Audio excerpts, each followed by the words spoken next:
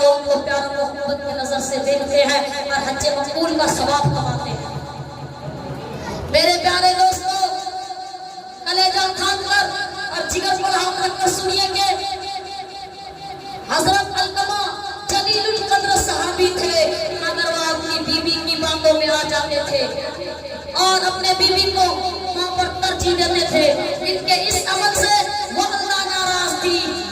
जब हजरत अलकमा की मौत का वक्त आता है, सहाबा किराम की कोशिशों के बावजूद इनकी जबान पर कलमा जारी नहीं होता।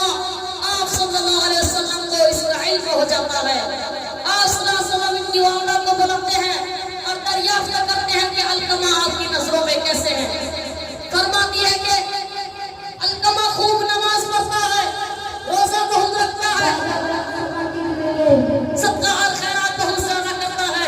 आप सल्लल्लाहु अलैहि वसल्लम ने फरमाया कि मैं ये पूछना चाहता हूँ कि तुम्हारे और अलकमा के ताल्लुकात कैसे हैं। कहती है कि मैं उससे नाराज रहती हूँ। मुझे मालूम करने पर बताती है कि वो मेरे मुकाबले में अपने बीवी को तरजीह देता है, मुझसे ज्यादा उसकी बात मानता और सुनता है। आप सल्लल्लाहु अलैहि वसल्लम फरमाते हैं कि अलकमा परेशानी के आलम में है, तुम उसे माफ कर दो। पूरी मांगती है, मैं उसे हरगिज़ माफ नहीं करूंगी क्योंकि उसने मेरा बड़ा जी उठाया है।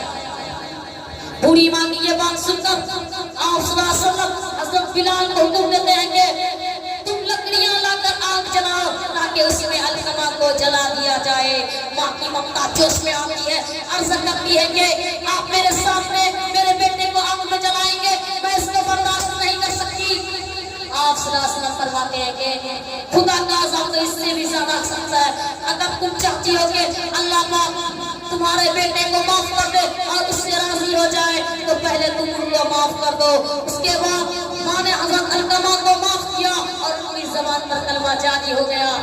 हजरत अलकमा को दफन करने के बाद आप सल्लल्लाहु अलैहि वसल्लम ने मदीने के कब्रिस्तान में ये फरमाया, ए अंसार मुहाजिर, तुम में से जो शख्स अपनी बीवी को मां पर तरजीह देगा उस पर खुदा की लानत है, ना उसकी फराइज कबूल है ना उसकी नवाफिल कबूल है।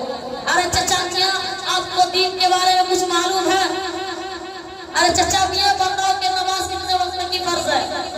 अरे मौलाना साहब, क्या आपने जवाब बिल्कुल जाहिल समझ रखे हैं क्या? मैं तो नमाज बहुत से पढ़ता हूँ। आपकी नमाज, खास नमाज 307 की नमाज, रमजान और सबे फजर की नमाज, आपकी नमाज यानी मैं जुमा की नमाज बहुत से पढ़ता हूँ। और आपकी नमाज यानी मैं किसी का जनाजा होता है तो वो नमाज बहुत से पढ़ता हूँ। और 307 की नमाज, ईद बकरीद की नमाज बहुत से पढ़ता हूँ। और रमजान की नमाज, सबे फजर की नमाज बहुत से पढ़ता हूँ। अस्तगफिरुल्लाह, अस्तगफिरुल्लाह। अरे बेटे, तुम तो थोड़े पढ़े लिखे लिख रहे हो, तुम ही बताओ कि गुस्ल में कितना फर्ज है? अरे मौलाना साहब, क्या आपने मुझे जाहिली समझ रखा है क्या? गुस्ल तो मैं रोजाना करता हूँ, ये तो मेरे लिए आसान सवाल है। गुस्ल में 9 फर्ज है। नंबर 1 पानी का होना, नंबर 2 कोलगेट ब्रश का होना, नंबर 3 तौलिया और लुंगी का होना, नंबर 4 लोटा और बेकिंग का होना, नंबर 5 सदर छुपाने के लिए चट्टी का होना, नंबर 6 कपड़ा उतार कर गुस्ल खाने में जाना, नंबर 7 तारक करना, नंबर 8 गर्म पानी का होना, नंबर 9 साबुन खाने का होना। अस्तगफिरुल्लाह, अस्तगफिरुल्लाह। ये तो आप दोनों ने ही बहुत गलत बताया है। अरे चचा मियां, नमाज तो 5 वक्त की फर्ज है। ये तो हमारे बच्चे बता देंगे कि नमाज कितने वक्त की फर्ज है। अरे चचा मियां, अगर आपको यकीन ना हो रहा हो तो हमारे बच्चे से पूछ ले। अच्छा बेटा, तुम ही बताओ नमाज कितने वक्त की फर्ज है? अरे दादा जान, मुझे तो बहुत अफसोस हो रहा आपके चेहरे पर।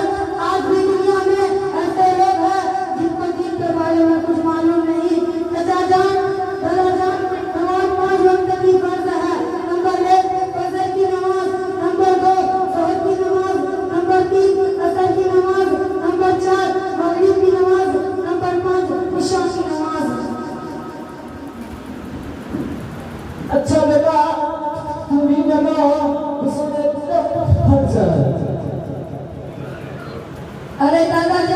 मुझे तो बहुत अफसोस हो रहा है आपके चेहरे पर।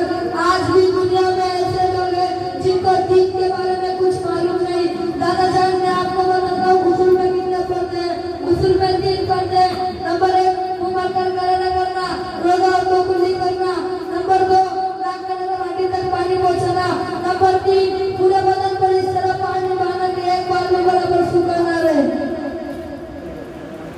अरे मौलाना साहब मुझे तो बहुत अफसोस हो रहा है। इंशाअल्लाह हम दीन सीखेंगे और अपने बेटा बेटी पोता पोती सबको दीन सीखने के लिए मदरसा दारुल उलूम अमीनिया शिवेरी नगर गली नंबर 9 में इंशाअल्लाह सबको दाखिला करवाऊंगा। इंशाअल्लाह खुद ही दीन सीखेंगे। अरे चचा, दुनिया में कुछ नहीं बचा, वो सही आप पूरे हो चुके हो। एक तो आपका कब्र में लटक रहा है, अभी भी आप दुनिया में मशगूल हो। आखिरत की तैयारी करें। अल्लाह पाक हमको और आपको और दुनिया की तमाम मुसलमानों को आखिरत की तैयारी करने की तौफीक अता फरमाए। चलते हैं, दुआ में याद रखना। जी।